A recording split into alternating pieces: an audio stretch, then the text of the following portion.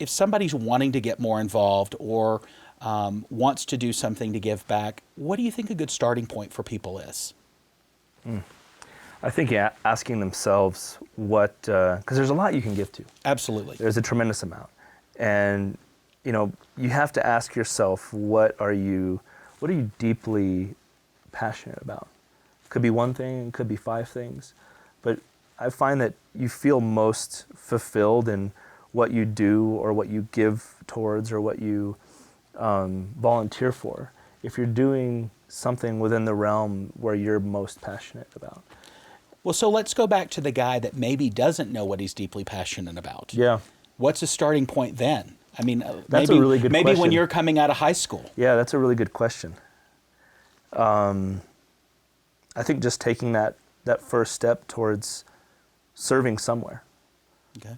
And if they don't know what it is, I mean, you could start with, a local food bank. You could start with, Boys and Girls Club. Right. Start somewhere. Right. And, through your time spent there, you're going to know pretty quick, okay, am I deeply into this or am I not?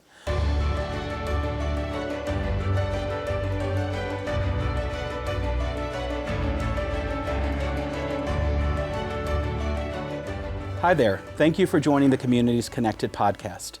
I'm your host, Jason Hopcus, founder and president of the Connection Project and the president and CEO of NAMI Arapahoe Douglas Counties. The Connection Project began with a single goal: to convene communities for conversations that matter. Real people, real life, together. Today, my guest is Aaron Laudenslager. I'm thrilled to have this conversation. I met Aaron several years ago when he was working as the Chief Development Officer for a local healthcare system. From the beginning, I recognized that Aaron is all heart. His passions are aligned with his purpose, and that shows in everything he does. Aaron personifies connection. Immediately, I was energized by his work and quickly asked him to join the NAMI Arapahoe Douglas County's Board of Directors. I've come to know him as a brother whose good works are focused on service. More recently, he was instrumental in helping us bring the Connection Project to the light. Aaron, thank you for joining us today. Thanks for having me. So tell us, what brought you here today? Man, what do you mean by here? Here in this room. In this room. Good gracious. You're the guy that's connecting us. Yeah, I guess so. At least for today, huh? Right. Man, that's a long story. I mean, the short of it is, you did. Okay. Yeah. So I teed you up as being the guy that's all about connection. Tell us what connection means to you and what it looks like for you in your life.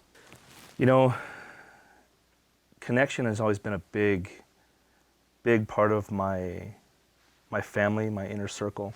I was raised in a family that talked about everything, their feelings, their dreams, their hopes. So it's interesting. I growing up in the society, I felt kind of strange, because no one, especially men, talked about their feelings. It wasn't the norm. Being sensitive wasn't cool. I don't know, it just, so I always felt not like an outcast per se, but just not the norm. So junior high and high school were pretty tough, obviously, being that kind of soul. Right.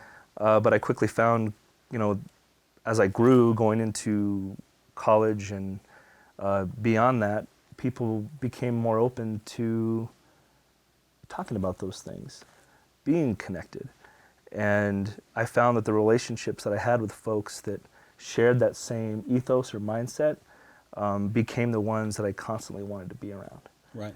And so it's interesting, when I first heard you speak, we were at where were we? Was it breakfast or? I think we had lunch the first time. We did have lunch, but I heard you at some sort of an event. You were talking about what you were doing, and I talk all the time. You do. That's why I have you here today. And so that's okay. And that's okay. But I heard you speak, and what you said. Rotary. The Rotary. Thank you. It was a Rotary breakfast, and I felt your passion behind what you were doing, and I immediately thought to myself, man, I don't know exactly what he's doing, but I want to be a part of it. And I remember feeling that connection with you. You came up and introduced yourself after that, and then quickly thereafter we had lunch. I'll never forget that day, and leaving there and thinking, man, this guy is all heart. And as somebody myself who has often felt disconnected and not really knowing where I fit, it just felt so refreshing to meet somebody that just shows up in an authentic way and just lives their life with passion and purpose. And I think you do that well. I try to. And I assume it wasn't always like that. So you mentioned as you transitioned into college, things shifted. Were there things that helped that transition to become a more wholehearted liver? I think so. I grew up in a very conservative church. Okay. Where, you were almost saved by works and rules and having to follow all of these things and never feeling like I belonged. Right. I loved Jesus, but I always felt like, man, I can never measure up to this ideal. The bar was always too high. Yeah, it was always too high. When I went to college, I started meeting folks that, similar loves and passions, especially for, Christ as well. But the conversations we were having never involved works, rules, things. Right. And so it became much easier just to be myself around these folks. And it was a breath of fresh air. Right. Yeah. Which is really the goal I think most of us want to get to, and the work that we're focused on the Connection Project is really around tribes. And it sounds like that was a time of you finding a new tribe or a different kind of tribe that was maybe more aligned for that part of your life. Yeah. So why don't you tell us how getting connected has played out in your professional life? Sure. Yeah. That's an easy one, I guess. It's always felt like God had his hand in what I've done professionally. Mm-hmm. I started out in college thinking that I was going to be pre-med or pre-dent or, pre some sort of healthcare thing to, go off and save the world in some sort of way. And, there was a problem with that. I wasn't very book smart. I didn't do well in the sciences. And so after a few years in college, I had to kind of figure out a new path for myself. And I remember my uncle taking me to lunch, and he was a physician. My whole family is either doctors or I was going to say, nurses. you come from a long line of medical folk. I do. And so I always kind of felt like the black sheep a little bit. But he took me to lunch and said, hey, you have these set of skills that I see that lend themselves in a more people-centered business realm. Have you ever thought about, going into business and doing something, special within that? I was like, I really hadn't. So, 2 hours later, I changed my major to business and so that conversation sparked a complete change. It did. Wow. It did. That's amazing. Yeah. And, I graduated from college and didn't know exactly what I was going to do with that degree. I think most people don't. It was like, oh shoot, like what's next? And, I was dating a girl at the time of graduation and came back home for the summer, and her dad asked me out of the blue, like, hey, would you ever consider running this nonprofit I'm a part of? Our executive director is taking a leave of absence, and we need someone to fill in for, a year and a half. And it's like, oh man, that sounds really interesting. Trial by fire. Let's see how it goes. And he said, there's a catch. We can't pay you. Like, there's that. Okay, sure. And during college, I wanted to have a year of mission work. I saw a lot of my friends go off and do something, meaningful in some other part of the world. And I grew up in San Bernardino, California, and had an opportunity to serve in that community. And figured, I'd take it. And my parents were incredible. They said, hey, look, you can live with us. We'll take care of your room and board, and you can serve this community that we live in. And so, which really was an opportunity that set you up for everything that's come since, I'm guessing. Yeah. So if I'm understanding you, it feels like this development or evolvement of you just kind of has happened organically through a conversation, an event, an opportunity. I think that's pretty amazing, isn't it? It is, and the amount that I learned and the folks that I connected with during that, year and a half was incredible. I mean, I had so many moments where, I could see not only God working, but just a community of people wanting to do something special for their community or the folks they were surrounded by. And they wanted to do it because, they felt like, hey, I've done either well for myself or I'm comfortable, and Right. I want to do something really special for somebody else. And the amount of people that just came out of the woodwork to help me in that time was unbelievable. Well, and you're humble to say that, because I know you give of yourself selflessly to help others, and how wonderful to be aligned with work that really serves that purpose. We're doing work currently on tribes at the Connection Project, and the first tribe we focused on is men. And men as a group, we know they're struggling. Yeah. And we've had the good fortune of working together with you on the board that we're both a part of, and this new initiative with the Connection Project. Give me your perspective on where men are today and the struggles they're having. Yeah, sure. And I can really only talk about myself here. I've always struggled with starting that conversation of vulnerability with another man. Right. Talking about, what I'm really going through, or even asking for help. Right. Or even sharing what I'm joyful about. Right. It's always been difficult to just start that conversation, or to openly have that conversation with multiple other men, let alone just one other. Right. And I know that I'm not alone in that. You're not. I can't be. Statistics say you're not. Sure, right. So, I think that's part of the hardest thing, is just getting to that point where you're willing to be vulnerable. Right. with another man, and start that conversation. Right. Because what can come from that is pretty incredible. And unknown. True. I find myself, Yeah. and I know you do too, in situations all the time that, I just try to live life. I show up for the next conversation. Yeah. And I've learned by doing that, I'm always amazed at what comes from the conversation, because I walk into it with no real expectation. Right. And that's not saying I don't plan for what I'm doing, but, the reality is I just show up. And, you mentioned the word vulnerability, which is a buzzword we talk about a lot today, especially in the healing profession. And I wonder if a more approachable word is humanness. Yeah. If we start looking at our humanness versus our vulnerability, because I think vulnerability, a lot of people see as a synonym for weakness. Yeah. And it's scary to not know how somebody else is going to receive us. I know you're kind of a guy's guy and like to do you have a lot of hobbies. I do. A lot of outdoor things, which I would like for you to share with us. Do you find that connecting with people in those interests maybe smooths the way to have more connected conversations? Yeah, absolutely. Starting with a basic, common ground.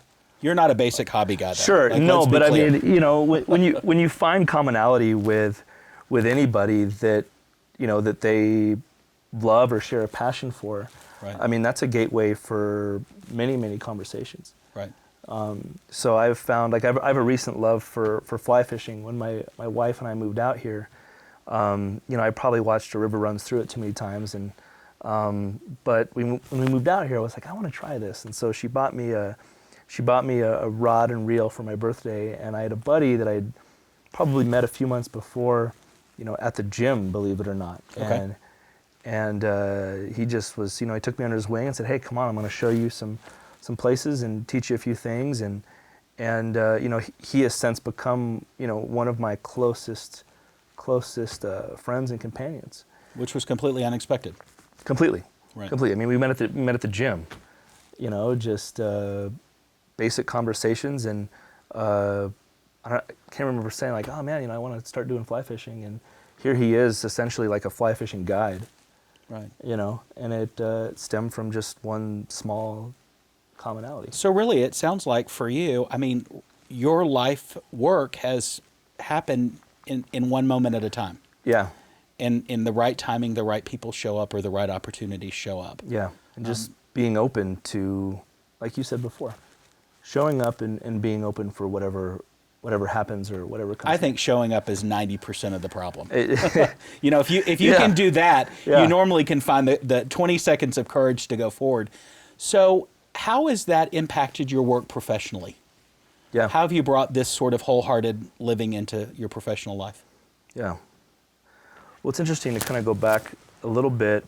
You know, when I was kind of wrapping up my work with a nonprofit in San Bernardino, I had another friend that, you know, we were talking one night, and he was like, "Do you know what you're going to do next? You know, when are you going to start making money? Maybe find a girlfriend and, you know." Get out of your parents' house? Right, leave the house. And, you know, he said, I think you'd be really good at fundraising. And I was thinking to myself, man, you know, I didn't particularly love the fundraising part, you know, of that previous job. It was kind of scary to, you know, sit across the table from somebody and ask them for money, right? And so he just said, you know what, look, just consider it and let me know what you think. And so I thought about it over the weekend and came back and said, you know what, sure, you want to introduce me to whoever, I'll at least, you know, throw in my resume. And sure enough, I got the job and started fundraising for a local cancer center there in San Bernardino, and did that for about 4 years and met some other wonderful, wonderful folks, which led to another conversation that brought me out here to Colorado to serve at a, you know, a higher level within foundation work. Mm-hmm. And it's always kind of seemed to stem from, you know, other people via conversations, you know, where I've ended up today. And I no longer serve in a philanthropic role today for a professional work, but it's still very much important to me. You know, I love the human spirit behind it. Right. You'd be amazed to hear, you know, because of what folks have gone through or a family member has gone through, they want to help in some capacity. Right. And there's a lot of folks out there, believe it or not, that want to do it via their money. And it doesn't have to be a huge amount either. Right. Every dollar matters. It does. Yeah. So in my experience of you, you're really good at seeing those opportunities and piecing together how that opportunity might fit with a certain individual or a family or a business. How has that, again, wholehearted perspective, how was that received inside of the organizations that you've worked in? Were there challenges with other people loving that perspective? Sure. Some. I mean, I think it was more, you know, a lot of the folks that had been in it a long time maybe had a hard time understanding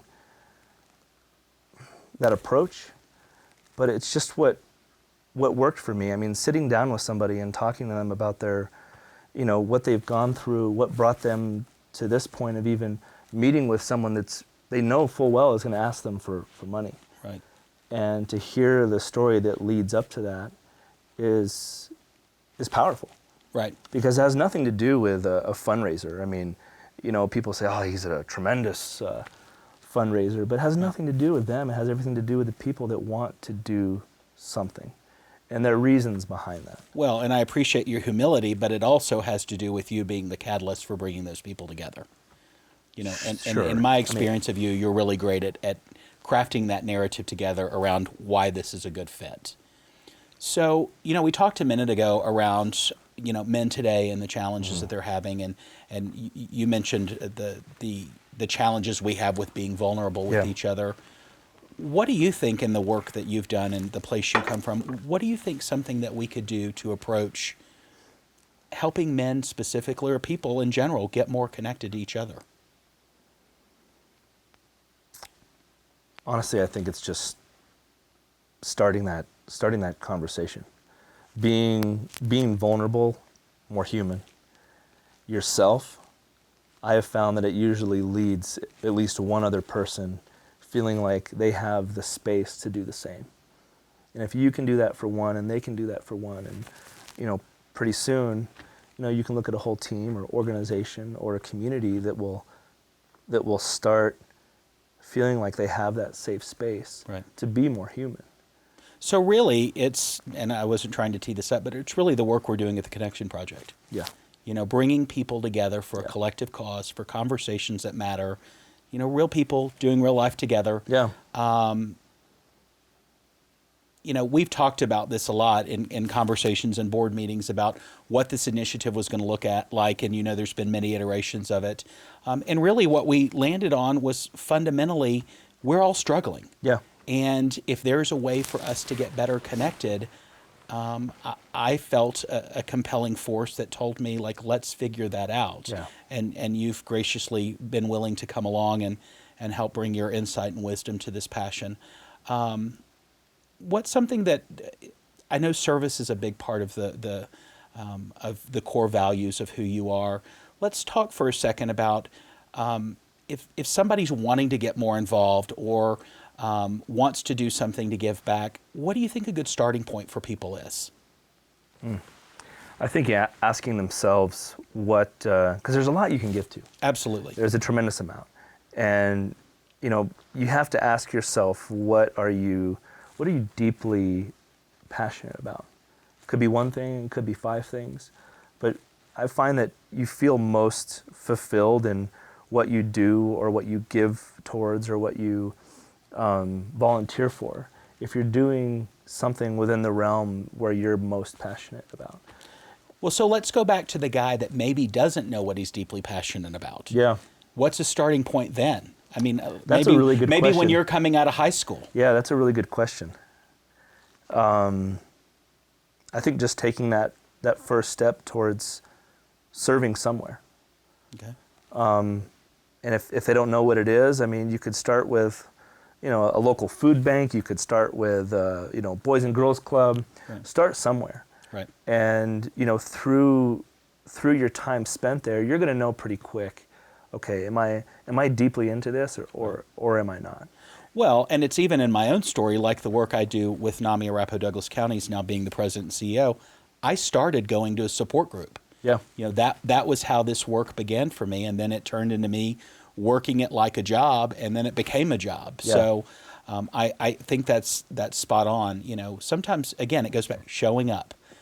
Even if you don't know if it's going to be the right fit, and you don't know if it's not going to be the right fit, showing up and offering yourself to get engaged, however they can use you. I personally, and I know you and I come from a similar place, I think acts of service are really one of the most rewarding things I've ever done. Yeah. Being able to give back, paid or unpaid, sure. Often unpaid. Again, it comes back to the stories and the connections you make in those stories. And I think that that's such an important element for people to really be able to approach connectedness at all. Not just connection to ourselves, but I will say that doing work for other people that's bigger than yourselves is really valuable in helping get more connected to yourself. Oh, absolutely. I have learned through doing volunteerism so many things about myself that I never would have learned if I hadn't done it. Do you feel like you'll ever hit a point where you could say, like, look, I've done enough? I don't think so, because I think there's so much to do. Yeah. And what I've learned, and obviously in transitioning the roles that I'm in, the work at the Connection Project, really, it's big. And there's and we've had a hard time really defining it because of the bigness of it. But the fact of the matter is there's never going to be a shortage of people that are struggling. I mean, everyone struggles with something, and that could be dire or it could be something that's minor, but we're all struggling with something. Yeah. And I feel so passionate about how do we meet people where they are. A lot of nonprofits come from the place of we got to fix you. And sure. I don't come from that place. Yeah. I feel like I've done my job if I can accomplish 2 things. To one, make you realize you're not alone. Right. And B, to help you get connected to resources or tools that might help you live a more fulfilling life. If I can do that, and I don't think that work's ever going to be done, as much as I would love for it to be. No, never. I mean, I never heard someone put it that way, that there are a lot of folks or nonprofits or churches or whoever out there that are just trying to fix people. And it's, when you're broken yourself, how do you expect to fix somebody else? Because like you said, we're all struggling, Right. broken people. There's a myriad of things going on in our lives that add to all of that. And yeah, like you said, the work will never be done, but you know, life is far too short for you not to at least engage. Right. And I show mean, up. and Yeah. as you know, I came to this work from an incredibly broken place. Yeah. And it's funny all these years later to look back and to be able to recognize every step mattered. You know, I Sure. have people ask me fairly regularly, it's like, well, do you regret any part of this journey? And the answer is always no. Like, I don't even have to think about it because it all mattered. Yeah. You know, even the hard stuff and the stuff I would never want to do or never wish on anybody else, it all mattered. And I think when you can start looking at your life that way, it really does reshape what you're grateful for, what you're passionate about, how you want to pursue those passions in your life. And really, it starts with a commitment to show up. Yeah. In those moments, though, in your darkest moments, did you tell yourself, like, this is going to be good, this is going to be good, this is going to be okay? Or did you have moments where, you know, you wanted to give up or? Absolutely. Yeah. So, you know, when I went through my darkest times, there was an entire year that I literally every day didn't want to live. Yeah. And I tell people, it sounds as stupid as it is, taking walks and baths saved my life. Wow. You know, and I'm so grateful that I had the opportunity to do both of those things. You know, I think the thing that we discount a lot is when we're going through hard things, we get in the place of where we think it's never going to end. And life will tell you that it ends. You know, and I have the good fortune of working with a lot of young people today. And in those conversations with them, there is this enormous fear of failure. Sure. And what I can tell you, being older now and looking back, is things work out and failure will be your greatest comeuppance in life. Sure. Do you still call it failure? I do, because I think it's a word people resonate with. And it was a failure. Like, I don't want to diminish the fact that I failed, but really, to reframe it, it was a redirection. You know, I think sometimes we get so focused and fight so hard on wanting something to be a certain way that we close the door on anything that might be better. Sure. And it's like you talking about the conversation with your uncle and changing your major 2 hours later. We all have those moments in life if you're paying attention. Yeah. And I find Or even if you're not sometimes. right. And they'll hit you over the head if you're not. Sure. And for me, it had to hit me over the head. Today, I recognize it and I can redirect more quickly. And I think age has a way of shaping this. You get more comfortable with the process. Yeah. I won't say it's easier. No. But you do realize it doesn't last forever. And my favorite quote that got me through my hardest times was, "It's now and not forever." And that has served me really well. Yeah. Do you find that it's easier now at your not ripe old age, but Advanced age? advanced age, is it easier now to deal with those trials and tribulations than it was 15, 20 years ago? Or does it still hurt? Oh, it absolutely just does. as And in the immediate moment, it is equally painful. I think the shift happens more quickly, and you don't stay stuck in the cycle as long. Sure. And you can say, okay, this is going to get better. And it's easier for me today to know what actions I can take and to stay in those moments of discomfort, knowing this will end. Sure. And the thing that I have learned is taking action in those moments is the biggest key. Yeah. So, you know, it's next right step. You just keep showing up and doing the next right step. Yeah. I have loved our time together today. Me too. Thank you for the conversation. Me too. Before we go, what's one thing you're grateful for today? Oh man, one thing. I am extremely grateful for my wonderful wife. That's amazing. Yeah. Yeah. And you're a soon-to-be dad. I'm a soon-to-be dad. Oh my goodness. Freaks me out even saying it. But Does it? Yeah, in a good way. In a good way. I've always wanted to be a dad. You know, I have the most wonderful father, and so growing up, having him, you know, me idolizing him, Right. I was like, man, I can't wait to be. I want to be that, to my own children. So, You're going to be amazing. thank you. I'm going to try. I'm so glad you're here today. Me too. Thanks, Aaron. Thank you, man.